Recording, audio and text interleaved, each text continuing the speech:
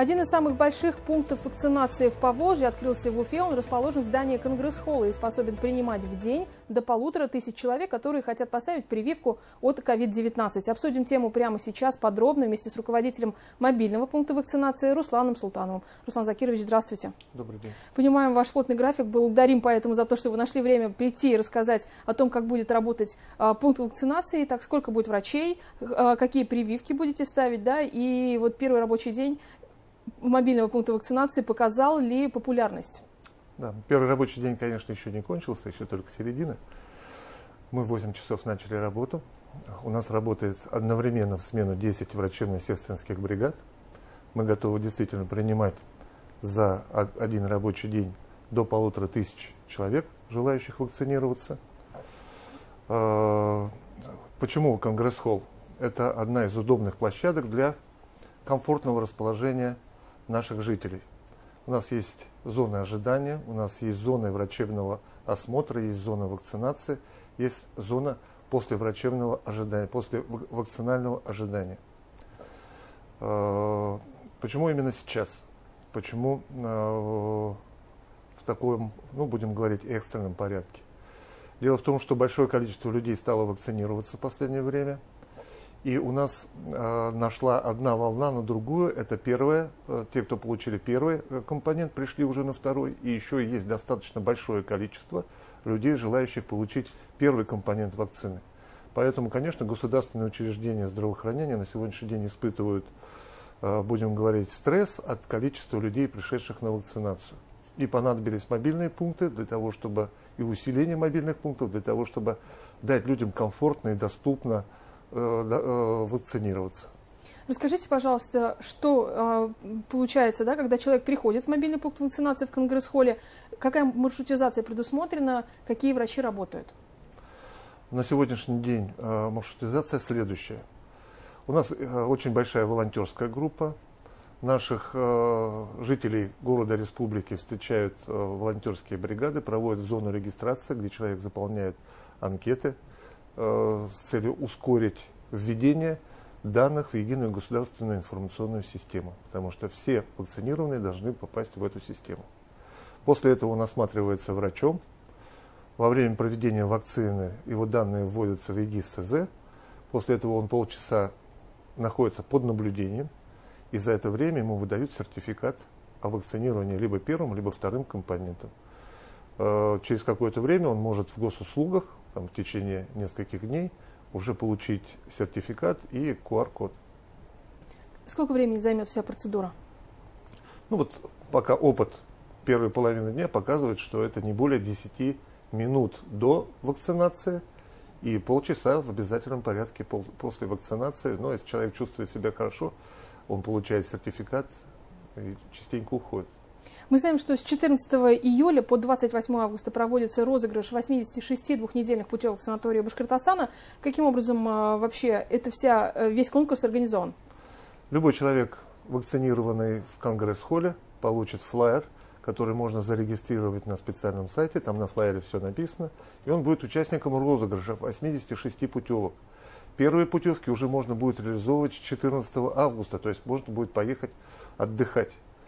Розыгрыши проходят постоянно, пока будет вакцинация. То есть на флаере там есть уникальный код, который... Да, все, на флаере все обозначено, есть специальный пункт регистрации этих флаеров на сайте, прямо в зоне отдыха. Давайте поговорим шире про пандемию коронавируса. Вот вас, как специалиста в здравоохранении, да, что больше всего поразило, и работа в красных зонах, в которой вы также принимали участие, вот что больше всего вас удивило, поразило? Во-первых, конечно, не передать тяжесть заболевания, тяжесть состояния людей, находящихся в стационарных условиях и в условиях реанимации. Люди, которые это видели, конечно, наверное, прививаться бегут одни из первых. Это первое. Второе, это то, что заболевание идет волнами. Население успокаивается, и наступает следующая волна. И вот это успокоение, оно, конечно, очень ложное. Мы не успеваем привить население, или население не успевает выработать иммунитет для того, чтобы противостоять следующей волне. Это, наверное, основные признаки этого заболевания. И волны эти будут накатываться время от времени, поэтому ждать о том, что это пройдет, совершенно не нужно. Нужно прививаться именно сейчас, потому что иммунитет будет выработан не раньше, чем через 40 с небольшим дней. Ну и ваши слова, то, что не нужно подвергать опасности свое здоровье, потому что... Свое здоровье, здоровье своих близких, потому что любой из нас может быть источником этой инфекции. 3 вакцины у нас в России существуют. Какие рекомендации? Зарегистрированы 3 вакцины. Какие рекомендации вы можете дать в целом? Да, какую вакцину выбрать? И те люди, которые сомневаются, делать им вакцину или нет, что бы вы им сказали? Ну, на сегодняшний день самой распространенной вакциной является «Спутник Ви». Он проверен уже даже тем небольшим сроком введения. Да, есть некоторые реакции на введение, особенно на первый компонент, но они достаточно мягки по отношению к самому заболеванию. Они легко переносятся, и они очень краткосрочны. Другие вакцины, чумаковская вакцина, Эпивак Корона, они тоже есть, но они в меньшем количестве поступают на рынок, поэтому на сегодняшний день ждать, когда их будет в достаточном количестве, очень опасно. В случае, если они появляются и есть показания, то эти вакцины будут, конечно, применены, но будут применяться в основном в учреждениях, в государственных учреждениях по месту жительства. В нашем пункте тоже будут эти вакцины, со временем они поступят к нам, но мы будем их применять по показаниям. Руслан Закирович, мы знаем, что очень много штаммов коронавируса. Помогают ли вакцины им противостоять? На сегодняшний день «Спутник Ви» является универсальной вакциной, которая помогает перенести и не заболеть, легко перенести и не заболеть от любого штамма вакцины ковид. Вакцинированы ли сотрудники мобильного пункта вакцинации в Конгресс-холле? Да? И вот меры безопасности в целом какие там принимаются? Все сотрудники вакцинированы, соблюдается полностью масочный режим. Создана специальная чистая зона, где проходит вакцинация, зона отдыха и зона поствакцинального наблюдения, конечно, созданы тоже с мерами безопасности, где очищается и воздух, где следится за санитарным режимом. Сейчас очень много обсуждается вакцинация детей. Что вы думаете по этому поводу и какие рекомендации вы можете дать родителям?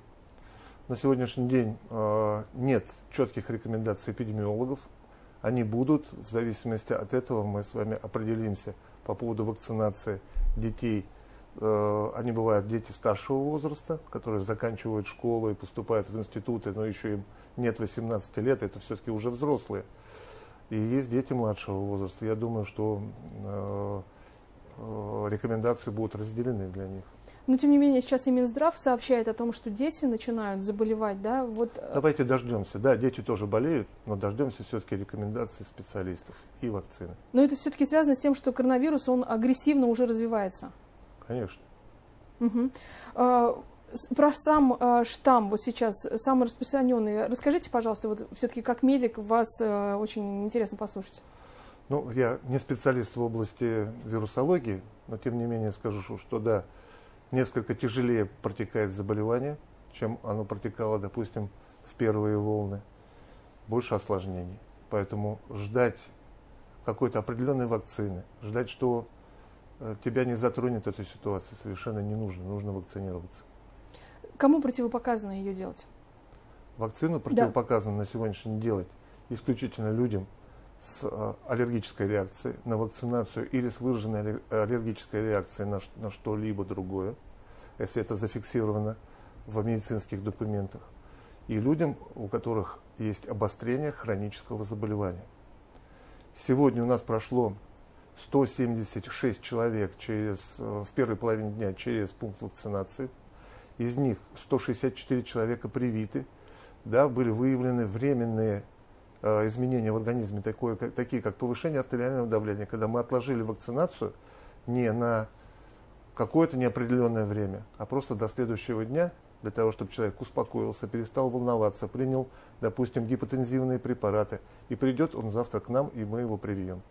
Ну, то есть от настроения тоже очень многое зависит. Конечно, люди переживают. Угу. Мы стараемся максимально создать атмосферу такую, чтобы человек успокоился и в полном здравии принял эту дозу вакцины. Руслан Закирович, ну и вот для вас, как для специалистов в области здравоохранения, какие сигналы вот должны произойти, да, что вы поймете, что пандемия коронавируса, она уже все уходит? Вообще далеко мы от этого момента? Первый сигнал – это, конечно, количество привитых людей. То есть если мы достигнем определенного уровня привитости, вы помните о том, что он был сначала 60%, а теперь этот уровень привитости должен быть более 80%.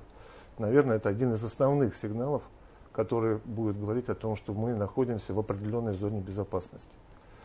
По поводу работы нашего пункта вакцинации можно узнать по телефону 277 15 40, это фонд развития города, который даст консультацию. Мы приветствуем приход любого жителя нашей республики и города. Можно также оставлять коллективные заявки на вакцинацию. Мы тоже будем выделять время, будут встречать отдельные волонтерские группы. Одним словом, мы ждем жителей города и республики к нам в мобильный пункт вакцинации, который располагается в Конгресс-холле Таратау. Давайте еще раз номер телефона озвучим. 277 15 40. Спасибо большое. Сегодня гостем программы «Интервью» в эфире главного телеканала Республики был руководитель мобильного пункта вакцинации в Конгресс-холле в Уфе Руслан Султанов. Не переключайтесь, оставайтесь вместе с нами.